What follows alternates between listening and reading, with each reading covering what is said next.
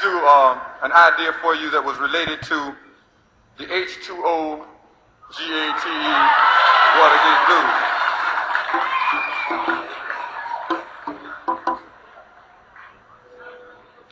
In March of 1973, we wrote the Watergate Blues, and some 17 months later, then President Nixon resigned. But the story didn't end there, and so we didn't stop there. We have prepared a sequel, and it's called We Beg Your Pardon, America.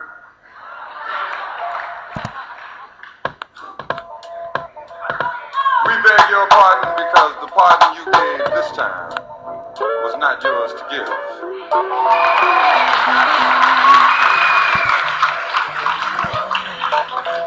They call it due process, and some people are overdue. We beg your pardon, America. Somebody said, brother man gonna break a window, gonna steal a hubcap, gonna smoke a joint, brother man gonna go to jail. The man who tried to steal America is not in jail. Get caught with a nickel bag, brother man, get caught with a nickel bag, sister lady, on your way to get your hair fixed.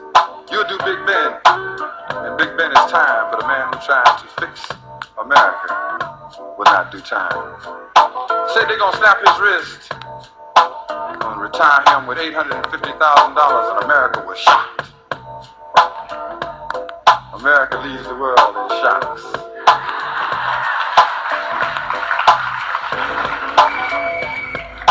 Unfortunately, America does not lead the world in deciphering the cause of shock.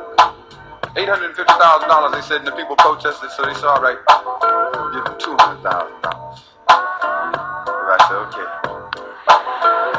that's better. I'd like to retire with $200,000 someday. San Quentin, not San Clemente. Do not pass go, go directly to jail. Do not collect $200,000.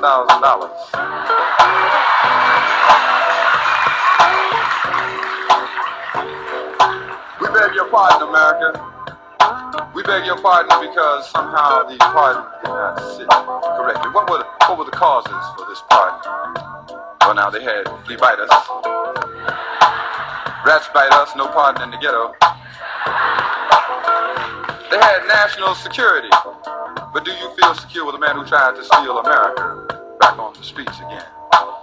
What are the results of this pardon, though? Because remember, when there's causes, there's results, and the results is always deeper still. We now have Oatmeal Man.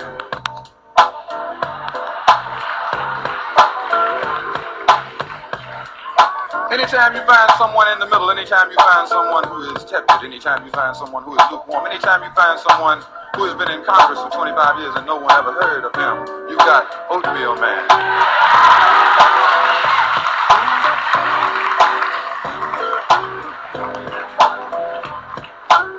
Oatmeal Man straddling uncomfortably yards and feet of barbed wire. It's hard to live in the middle all the time. Oatmeal Man. The man who said you could fit all of his black friends in the trunk of his car and still have room for the Republican elephant. Oatmeal Man. But there was no crime committed.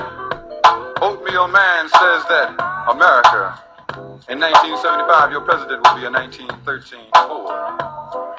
Regressive. Circle up the wagons to defend yourself from nuclear attack.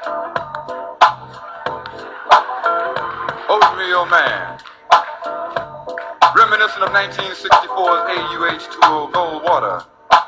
Thank God he didn't win, but Oatmeal Man didn't win. Did you vote for him? I didn't vote for him.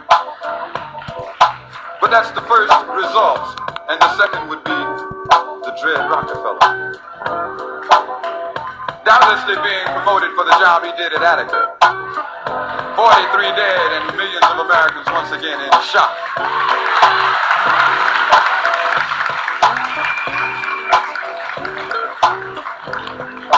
Doubtlessly being promoted for the job he did on the streets of New York City, where the pushers sell the drugs that the government allows in the country, and then they do time. They do life and death, or life and death behind bars, while William Saxby says he's going to dismiss the Lord and Furlough program.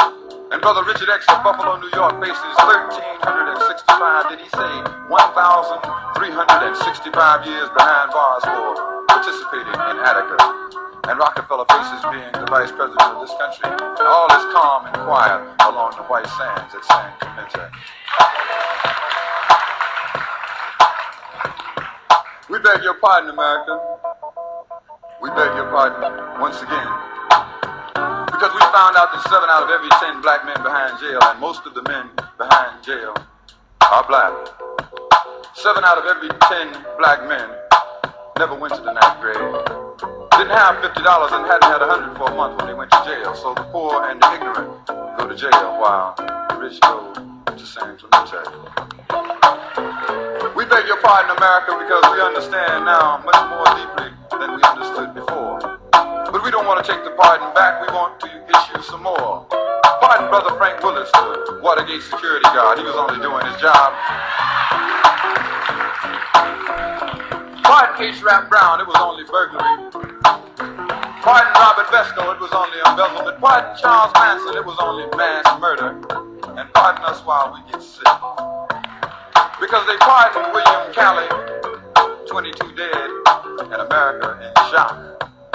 And we understand all the more deeply, and we beg your pardon, as unemployment spirals towards 7%, and it seems like 70% in my neighborhood.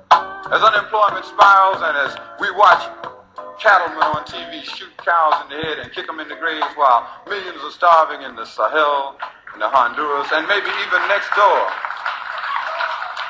We understand all the more deeply as Boston becomes Birmingham, becomes Little Rock, becomes Selma, becomes Philadelphia, Mississippi, becomes yesterday all over again. We understand, and we beg your pardon. We beg your pardon, America, because we have an understanding of karma. What goes around comes around.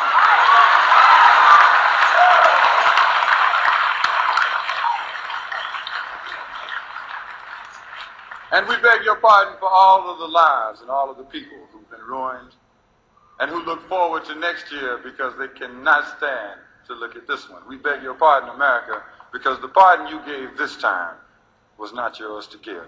Thank you very much.